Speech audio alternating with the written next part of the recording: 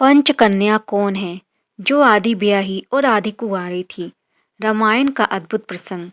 यूं तो भारत में हजारों ऐसी महिलाएं हुई हैं जिनका पतिव्रता पालन की मिसाल दी जाती है, लेकिन उनमें से कुछ ऐसी हैं जो इतिहास का अमिट हिस्सा बन चुकी हैं। हिंदू इतिहास अनुसार इस संसार में 5 सती हुई हैं, जो क्रमशः इस प्रकार हैं: अहिल्या, द्रौपदी, तारा, कुंती, मंदोदरी तथा पंचकन्या समरेत तन्नी नित्यम। महापातकनाशम ब्रह्म पुराण। अर्थात अहिल्या ऋषि गौतम की पत्नी, द्रौपदी पांडवों की पत्नी, तारा वानर राज बाली की पत्नी, कुंती पांडु की पत्नी तथा मंदोदरी रावण की पत्नी। इन 5 कन्याओं का प्रतिदिन स्मरण करने से सारे पाप धुल जाते हैं। ये 5 स्त्रियां विवाहिता होने पर भी कन्याओं के समान ही पवित्र मानी गई हैं। नंबर 1, अहिल्या। देवी अहिल्या की कथा का वर्णन वाल्मीकि रामायण के बालकांड में मिलता है। अहिल्या अत्यंत ही सुंदर, सुशील और पतिव्रता नारी थी। उनका विवाह ऋषि गौतम से हुआ था। दोनों ही वन में रहकर तपस्या और ध्यान करते थे। शास्त्रों के अनुसार शचीपति इंद्र ने गौतम की पत्नी अहिल्या के साथ उस वक्त छल से सहवास किया था जब गौतम ऋषि प्रातःकाल स्नान करने के लिए आश्रम से बाहर गए थे। लेकिन जब गौतम मुनि को अनुभव हुआ कि अभी रात्रि शेष है और सुबह होने में समय है, तब वह वापस आश्रम की तरफ लौट चले। मुनि जब आश्रम के पास पहुँचे तब इंद्र उनके आश्रम से बाहर निकल रहे थे। उन्होंने इंद्र को पहचान लिया। इंद्र द्वारा किए गए इस कुकृत्य को जानकर मुनि क्रोधित हो उठे और इंद्र तथा देवी अहिल्या को शाप दे दिया। देवी अहिल्या द्वारा बार बार क्षमा याचना करने और ये कहने पर कि इसमें मेरा कोई दोष नहीं है, पर गौतम मुनि ने कहा कि तुम शिला बनकर यहाँ निवास करोगी। त्रेता युग में जब भगवान विष्णु राम के रूप में अवतार लेंगे, तब उनके चरण रज से तुम्हारा उद्धार होगा। नंबर 2, द्रौपदी। कहते हैं कि द्रौपदी का जन्म यज्ञ से हुआ था, इसीलिए उसे याज्ञानी कहा जाता था। द्रौपदी को पंचकन्याओं में शामिल किया गया है।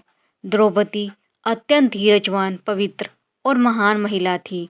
महाभारत काल में यह 5 पांडवों की पत्नी थी। द्रौपदी के चीरहरण प्रकरण में श्री कृष्ण ने द्रौपदी की लाज बचाई। नंबर 3, तारा। तारा एक अप्सरा थी जो समुद्र मंथन के दौरान निकली थी। बाली और सुषेण दोनों ही इसे अपनी पत्नी बनाना चाहते थे। उस वक्त निर्णय हुआ कि जो तारा के वामांग में खड़ा है वह उसका पति और जो दाहिने हाथ की ओर खड़ा है वह उसका पिता होगा। इस तरह बाली का विवाह तारा से हो गया। बाली के वध के बाद उसकी पत्नी तारा को बहुत दुख हुआ। तारा एक अप्सरा थी। बाली को छल से मारा गया। यह जानकर उनकी पत्नी तारा ने श्री राम को कोसा और उन्हें एक श्राप दिया।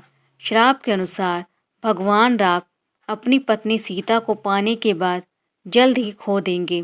उसने ये भी कहा कि अगले जन्म में उनकी मृत्यु उसी के पति बाली द्वारा हो जाएगी। अगले जन्म में भगवान विष्णु ने श्री कृष्ण के रूप में जन्म लिया था और उनके इस अवतार का अंत एक शिकारी भील जरा, जो कि बाली का ही दूसरा जन्म था, द्वारा किया गया था। नंबर 4, कुंती।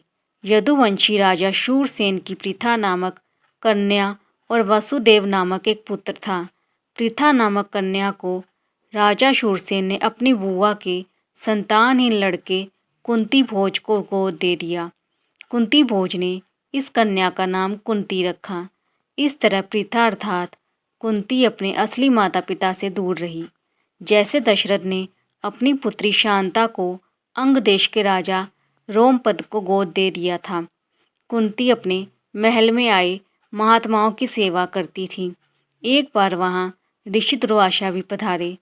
कुंती की सेवा से प्रसन्न होकर दुर्वासा ने कहा, पुत्री, मैं तुम्हारी सेवा से अत्यंत प्रसन्न हुआ हूँ, अतः तुझे एक ऐसा मंत्र देता हूँ जिसके प्रयोग से तू जिस देवता का स्मरण करेगी वह तत्काल तेरे समक्ष प्रकट होकर तेरी मनोकामना पूर्ण करेगा।